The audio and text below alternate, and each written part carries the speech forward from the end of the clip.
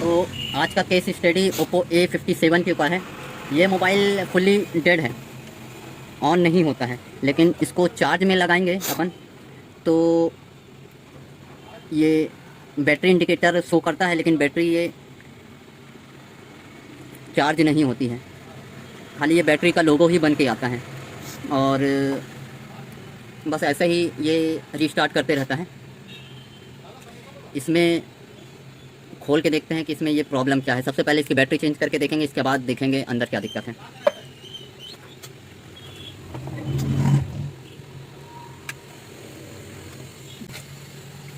सबसे पहले हम इसमें नई बैटरी डाल के देखेंगे। वैसे तो ये प्रॉब्लम किसी और चीज़ का है, लेकिन मैं आप लोगों को दिखाने के लिए नया बैटरी भी लगा के दिखा दे रहा हूँ कि ये नया बैटरी लगाने के बाद भी सेट चालू नहीं होगा। ये प्रॉब्लम कहीं और से है। वो प्रॉब्लम कहाँ से है मैं बताऊँगा इसको, क्योंकि ये केस मैं बहुत से मोबाइल में कर चुका हूँ, तो इसलिए इसको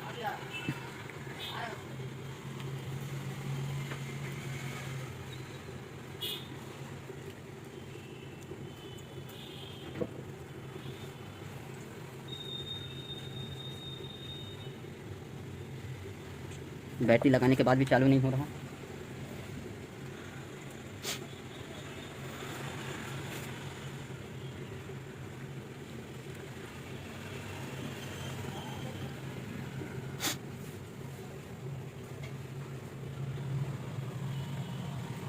ये सेम वही केस ही कर रहा है, देखिए।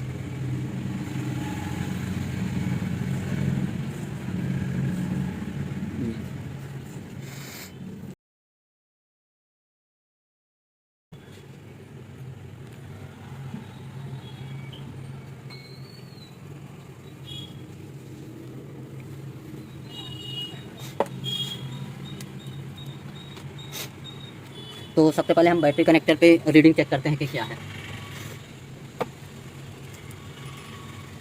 तो ये ग्राउंड है और ये प्लस में देखिए कितना आ रहा है, 93 आ रहा है। ये देखिए ये हाफ शॉर्टिंग लीकेज का केस है।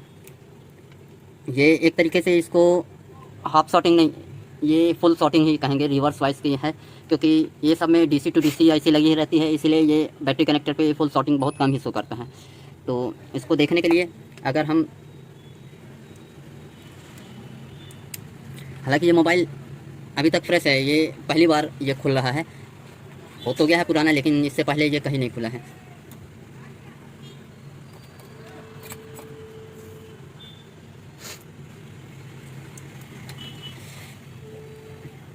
तो सबसे पहले हम इसको चेक करेंगे, ये DC टू DC ऐसी लगी हुई इस एरिया में शॉर्टिंग के लिए। तो क्योंकि जो ये बैटरी का लोगों का केस आ रहा है, ये इसकी चार्जिंग IC भी है, इसी एरिया में से ही आता है। तो यहाँ पास हम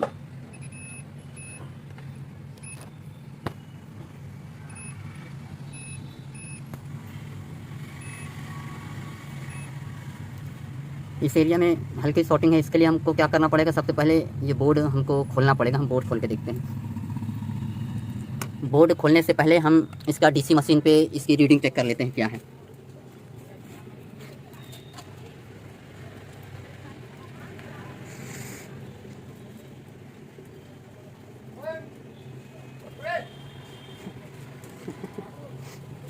वाला प्लस है तो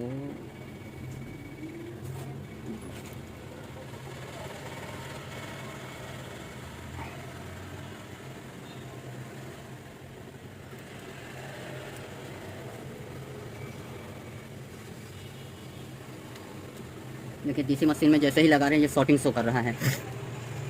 अगर मैं इसको इस तरफ से भी लगाऊंगा तो भी ये शॉर्टिंग शो कर रहा है।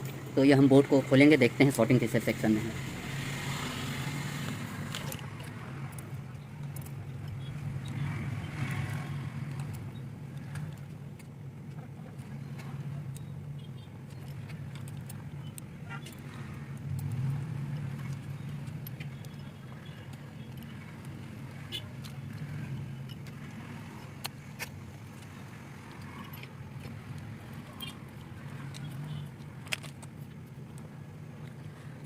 तो इस एरिया में शॉर्टिंग फाइंड करने के लिए हमको ये सील्ड इधर से थोड़ा काटना पड़ेगा।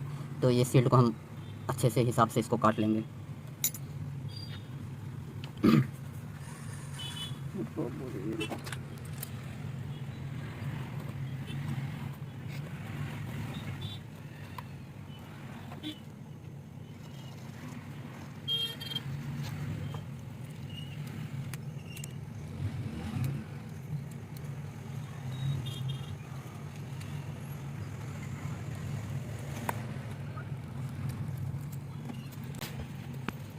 तो हमारी जो सप्लाई है वो बैटरी कनेक्टर से इधर इस आईसी पे जाती है, चार्जिंग से भी इसे DC to DC IC PMI 8952 लगी हुई है, इससे आती है ये वी बैट का वोल्टेज डायरेक्ट इधर से ये आईसी में से। तो ये यहीं आसपास में शॉर्टिंग होनी चाहिए, लीकेज होनी चाहिए किसी कैपेसिटर पे। तो वो चेक करेंगे।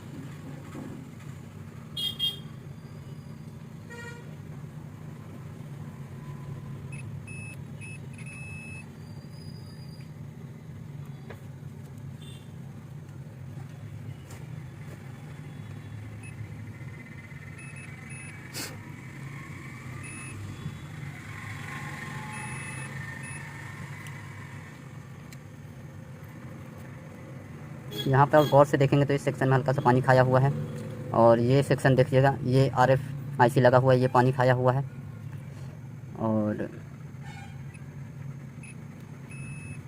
ये शॉर्टिंग शो कर रहा है, और ये इधर तो ये नहीं कर रहा, लेकिन ये RF IC के बगल में ये जो 2G 3G RF है, ये 2G 3G RF है, ये 4G RF है, और ये WTR 2965 लगी हुई है।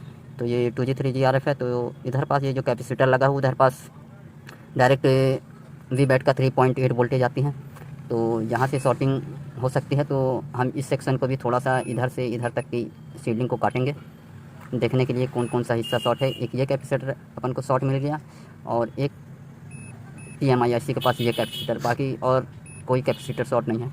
बैटरी कनेक्टर पे रीडिंग लमसम अभी ये ठीक ठाक बता रही, लेकिन ये शॉर्टिंग है, ये शॉर्टिंग है, और ये कैपेसिटर शॉर्ट है। ये जबकि तो इस एरिया को काटते हैं।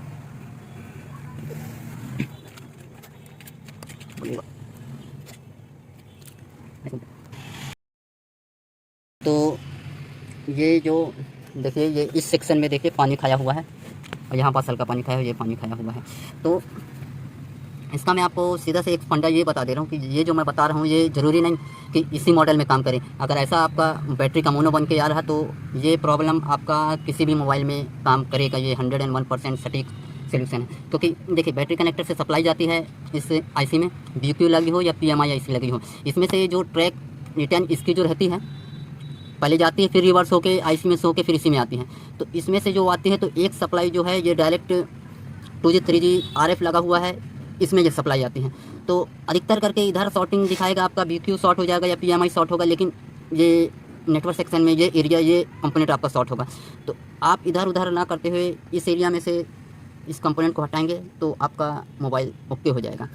तो मैं ऐसा MI का मोबाइल में भी कर चुका हूँ, वीवो का मोबाइल में भी कर चुका हूँ, Redmi 9 Prime में यही प्रॉब्लम मैं सॉल्व कर चुका हूँ, वीवो के 1-2 मॉडल में कर चुका हूँ। मेनली BQ IC या तो फिर ये PMI IC ख़राब नहीं होती, ये शॉर्टिंग चली जाती है नेटवर्क सेक्शन में। 2G 3G RF के पास जो कैपेसिटर लगा हुआ होता है वो कैपेसिटर शॉर्ट हो जाता है, तो उसको हटा देंगे तो आपका ये प्रॉब्लम जो बैटरी का मोनो बन के आ जाता है, मोबाइल चालू नहीं होता, वो आपका उससे सॉल्व हो जाएगा।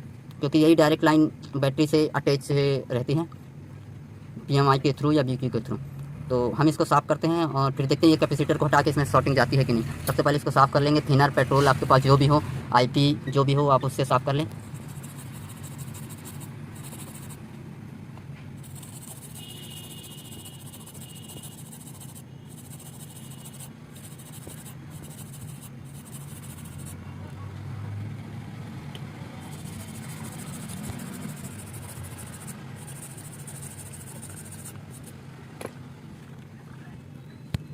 ये हमारा साफ़ हो गया है और इसमें ये शॉर्टिंग है, तो इस कैपेसिटर को हम हटा देंगे। अब ये हमारी शॉर्टिंग ये चली गई, तो ये कैपेसिटर हमारा शॉर्ट था, इसको हटा दिए, शॉर्टिंग हमारी चली गई। तो और एक कैपेसिटर यहाँ पास भी शॉर्ट था, इधर पास भी चेक कर लेते हैं, इधर पास से भी शॉर्टिंग चली गई। तो ये चली गई, तो अब यहाँ पास से हम क्या करेंगे, किसी दूसरे मोबाइल से निकाल के यहाँ पास कैपेसिटर लगा देंगे, क्योंकि ये फ़िल्टर के लिए कैपेसिटर लगा हुआ है। यहाँ पर डायरेक्ट बैटरी का 3.8 से 4.2 तक वोल्टेज आता है। अगर ये नहीं लगाएंगे, अगली बार क्या होगा, या तो ये आईसी शॉर्ट हो जाएगी या तो ये पीएमआई शॉर्ट हो जाएगी। कंपनी वाले, आप बहुत से लोग क्या करते हैं, कैपेसिटर तोड़ देते हैं, इसके बाद नहीं लगाते। उसके लिए क्या है, मोबाइल की लाइफ साइकिल जो है वो कम हो जाती है। कंपनी वाले ने एक कैपेसिटर लगाया तो वो किसी कारण के ही लगाया होगा, बिना मतलब के लिए कंपनी एक तो छोटा सा सोल्डिंग भी नहीं करती। सोचिए, अगर एक कैपेसिटर की कीमत ₹1 है और लाखों मोबाइल में लगे तो कंपनी लाखों रुपए ऐसे बर्बाद नहीं करेगी। तो इसको हम दूसरे मोबाइल से लगा देंगे। इधर से शॉर्टिंग हट गई है और ये हमारा कैपेसिटर ही शॉर्ट था। ये जो मैं फार्मूला बता रहा हूँ, ये आप किसी भी मोबाइल में अगर बैटरी इंडिकेटर वाली प्रॉब्लम कर रहा है तो किसी भी मोबाइल में, अभी तक के लेटेस्ट कोई से मोबाइल में आप कर सकते हैं। ये 101% एकदम वर्किंग सोल्यूशन है। और अब इसको हम चेक करते हैं कि ये मोबाइल चालू होता है या नहीं।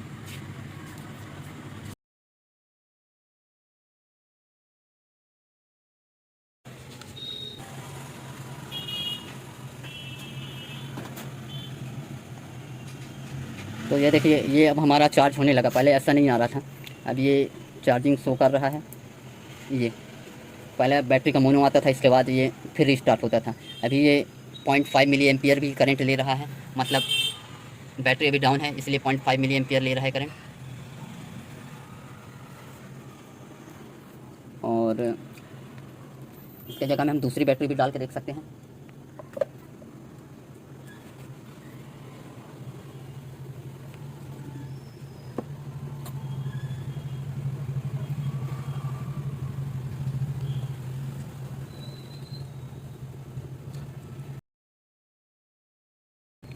ये हमारा मोबाइल चालू हो गया है, पहले ये चालू नहीं हो रहा था।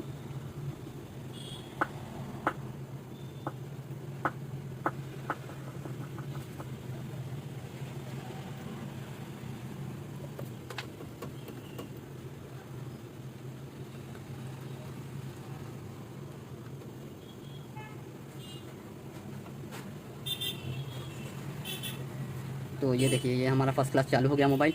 और इसका टच का कनेक्शन अभी लगा नहीं है, इसलिए टच काम नहीं करेगा।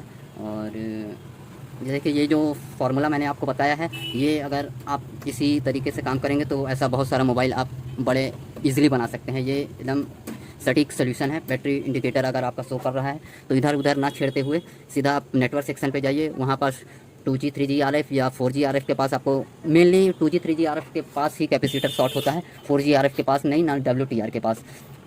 2G 3G RF के पास ही आपको 1 या 2 कैपेसिटर लगा होगा, वही शॉर्ट होगा। वो दोनों में से एक निकाल लेंगे, आपका काम बन जाएगा। और उसको कैपेसिटर निकालने के बाद उसको ध्यान से ज़रूर से ही लगा दीजिएगा, नहीं तो अगली बार फिर प्रॉब्लम हो सकती है। तो अगर वीडियो अच्छा लगा हो, अगर आपके काम के लायक हो, आपको इससे कोई मदद मिले तो वीडियो को लाइक कीजिए और आगे शेयर कीजिए। Thank you so much for watching this video.